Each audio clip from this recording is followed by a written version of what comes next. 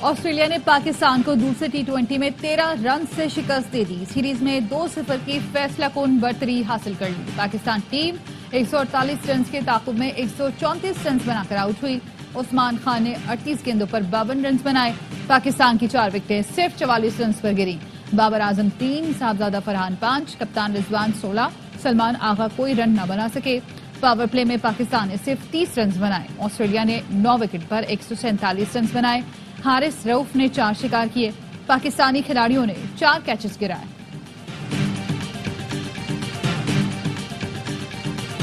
पाकिस्तान में इंसानी हुकूक से मुतालिक अमरीकी ऐवान नुमाइंदगान की करारदाद पर इक़दाम का मुतालबा।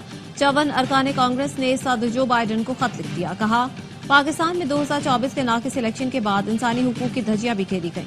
अहम सियासी जमात पीटीआई को इंतखाबात से दूर रखने की कोशिश की गई, लेकिन पीटीआई उम्मीदवारों ने आजाद हैसियत में कामयाबी हासिल की। इलेक्शन के बाद हुकाम ने अदलिया की आजादी और इंसानी हुकूक की मजीद पामाली की। पीटीआई रहनुमाओं की फौरी रिहाई के लिए इकदाम किए जाएं। पाकिस्तान में तैनात सफीर को इंसानी हुकूक जमहूरी इक़दार के फरोग के इकदाम की हिदायत की जाए।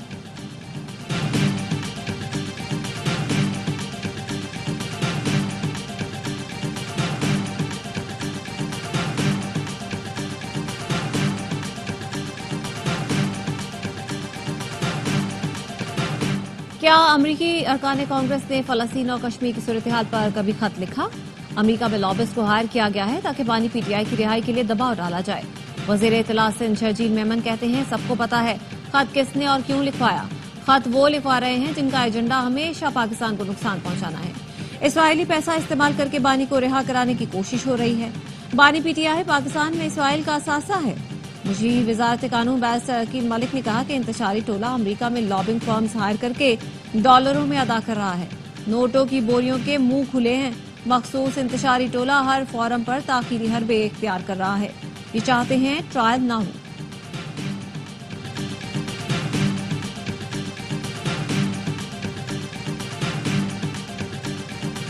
मुस्लिम लीग नून के कायद नवाज शरीफ बेटी मरियम नवाज और नवाज से जुनैद सफदर के हमरा लंदन से वतन वापसी के लिए रवाना।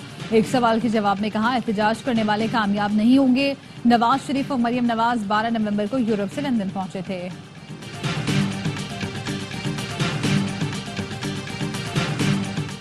जलसा और एहतजाज 24 नवंबर को होगा। आवाम की बड़ी तादाद इस्लामाबाद पहुंचेगी। मुशीर इत्तलात खैबर पख्तूनख्वा बैरिस्टर सैफ कहते हैं, मरकजी कायदीन की मीटिंग्स हो रही हैं। बुशा बीबी ने इजलास में शिरकत नहीं की। उन्होंने सिर्फ बानी का पैगाम पार्टी कायदीन को बताया। जब तक मुतालबा तस्लीम नहीं होंगे, इस्लामाबाद में एहतजाज जारी रहेगा। एहतजाज का मकसद बानी पीटीआई और दीगर सियासी कैदियों की रिहाई है। बैरिस्टर सैफ ने कहा, हमने जलसों में कोई सरकारी मशीनरी इस्तेमाल नहीं की। पंजाब के मुख्तलिफ शहरों में स्मोक से मामूलाती जिंदगी बुरी तरह मुतासिर। लाहौर आलूदा शहरों में आज भी सरे फहरिस्त। तामीरात और तामीराती सामान ले जाने वाली ट्रांसपोर्ट पर पाबंदी। स्मोक से मुतासरा इलाकों में स्कूलों की छुट्टियां बढ़ा दी गई। कॉलेज और जामियात की क्लासेज ऑनलाइन होंगी। रेस्टोरेंट्स 4 बजे खुलेंगे। उसके बाद सिर्फ टेक अवे हो सकेगा। ट्रेनों की आमदरफ्त 3 से 13 घंटे ताखीर का शिकार। रहमान बाबा एक्सप्रेस 5, अवाम एक्सप्रेस 8, कराची एक्सप्रेस 9 घंटे ताखीर से कराची पहुंचेगी। ग्रीन लाइन 6 घंटे ताखीर से कराची पहुंचेगी। भक्कर में धुंध के बाद 3 हादसात में 15 अफराद जख्मी हो गए। पहले साइफर केस में अडयाला में पड़ा था, अब कोट लखपत जेल में झूठे केसेस में। शाह महमूद कुरैशी की इंसदाद दहशतगर्दी अदालत में पेशी पर मीडिया से गुफ्तगू। कहा, बानी पीटीआई के साथ खड़ा था और खड़ा हूं। अवाम 24 नवंबर को बानी पीटीआई की कॉल पर निकले। पुरअमन रहें, कानून को हाथ में न लें। फैसल चौधरी ने कहा, मुल्क के मुस्तकबिल के लिए बानी पीटीआई को अडयाला से निकालकर बनीगाला ले जाकर मुज़ाकरात किए जाएं। उनकी रिहाई का वक्त आ गया है। नैब के एतराफ के बाद चेयरमैन नैब को मुस्ताफी होना चाहिए।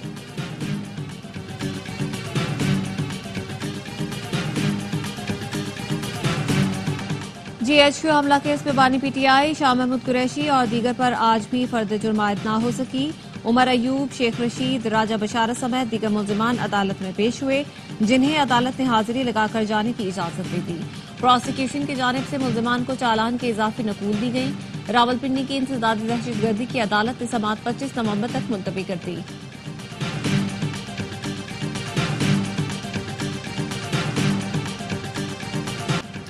आइडियाज 2024 में टैंक हैदर मुतारिफ कराया जाएगा। स्टार्टअप का हॉल फोकस होगा। Director coordination depot brigadier Mohammad Ali Adil की प्रेस कॉन्फ्रेंस। कहा दिफाई नुमाइश में ईरान, यूक्रेन, तुर्किया, चीन और इटली के पेविलियन होंगे।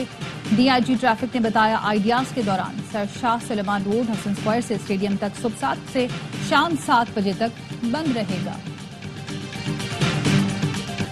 और भारत के दबाव पर आईसीसी ने घुटने टेक दिए। भारत के एतराज पर चैंपियंस ट्रॉफी टूर से आजाद कश्मीर को निकाल दिया गया। पीसीबी ने ट्रॉफी टूर में मुजफ्फराबाद को शामिल किया था। ट्रॉफी टूर का आगाज आज इस्लामाबाद से होगा। ट्रॉफी मरी, नथिया गली, एबटाबाद और कराची का दौरा करेगी। 22 नवंबर को पाकिस्तान में दौरा मुकम्मल करने के बाद ट्रॉफी बांग्लादेश, अफगानिस्तान का टूर करेगी। ट्रॉफी जनूबी अफ्रीका, ऑस्ट्रेलिया, इंग्लैंड, भारत और न्यूजीलैंड की जाएगी। गुजरावाला में भिखारी खानदान ने दादी के 40वें पर 12,000 अफराद का खाना तैयार करवा दिया। पोते के मुताबिक 40वें की तकरीब का बजट 1.25 करोड़ रुपए रखा गया था। कराची, पिशावर, स्वात तक से आए लोग शरीक हुए। मुरब्बा जात भी बनवाए गए थे।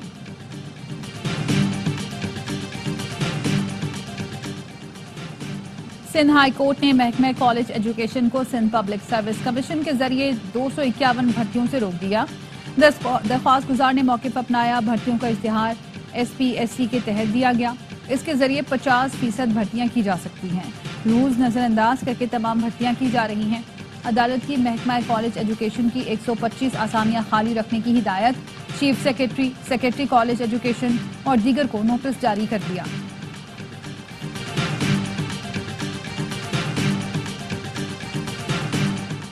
स्वात में मकामी अफराद ने अपनी मदद आप के तहत महोडन रोड से बर्फानी तोदा हटा दिया। गुज़श्ता रोज रोड बंद होने से 30 से 35 जीपों में सवार 100 से ज्यादा सयाह फंस गए थे।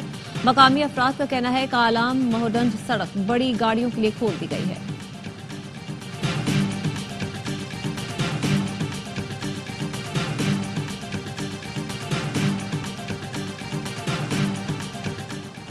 भारत को न्यूजीलैंड में भी शर्मिंदगी का सामना। न्यूजीलैंड में खालिस्तान रेफरेंडम रुकवाने की भारतीय कोशिशें नाकाम हो गईं। न्यूजीलैंड ने खालिस्तान रेफरेंडम के लिए सिख फॉर जस्टिस को इजाजत दी। ऑकलैंड में कल खालिस्तान रेफरेंडम होगा। मकामी हुकूमत और पुलिस ने रेफरेंडम के इनेकाद की यकीन दहानी करा दी।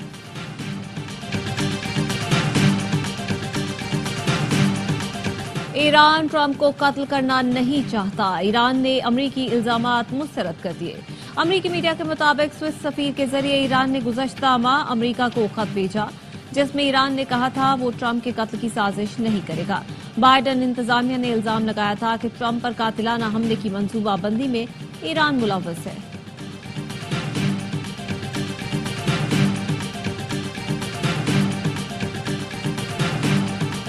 इसराइल के लेबनान पर वहशियाना हमले, 24 घंटे में 59 अफराद शहीद, 100 से ज्यादा जख्मी। सेहूनी फोर्सेस ने जनूबी बैरूत में रिहायशी इलाकों को निशाना बनाया। पुलिस स्टेशन तबाह हो गया। इसराइली बमबारी से बैरूत के कई इलाके खंडर बन गए। आलमी इदारे सेहत की लेबनान में 12 पैरामेडिक्स की अमवात की मजम्मत। तिबी वर्कर्स पर फौरी हमले रोकने का मुतालबा। हिजबुल्लाह की जानिब से शिमाली इसराइल पर रॉकेट दागे गए।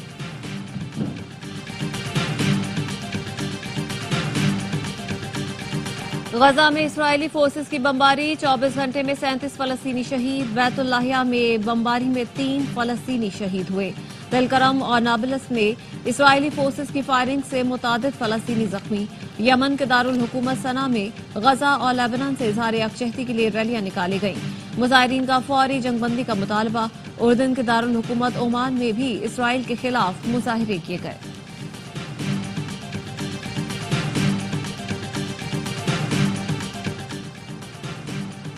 नौमुंतखब अमरीकी सदर डोनाल्ड ट्रंप ने कैरोलिन ल्यूइट को व्हाइट हाउस की प्रेस सेक्रेटरी नामजद कर दिया।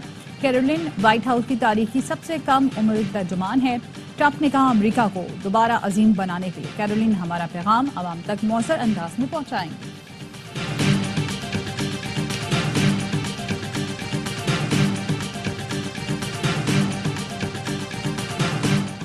ANP के मरकजी रहनुमा गुलाम अहमद बलोर के भाई और साबिक सेनेटर इलियास अहमद बलोर इंतकाल कर गए। इलियास बलोर गुर्दों के आर्जे के बायस इस्लामाबाद में जेर इलाज थे। नमाज जनाजा कल दिन 2 बजे वजीर बाग पेशावर में अदा की जाएगी।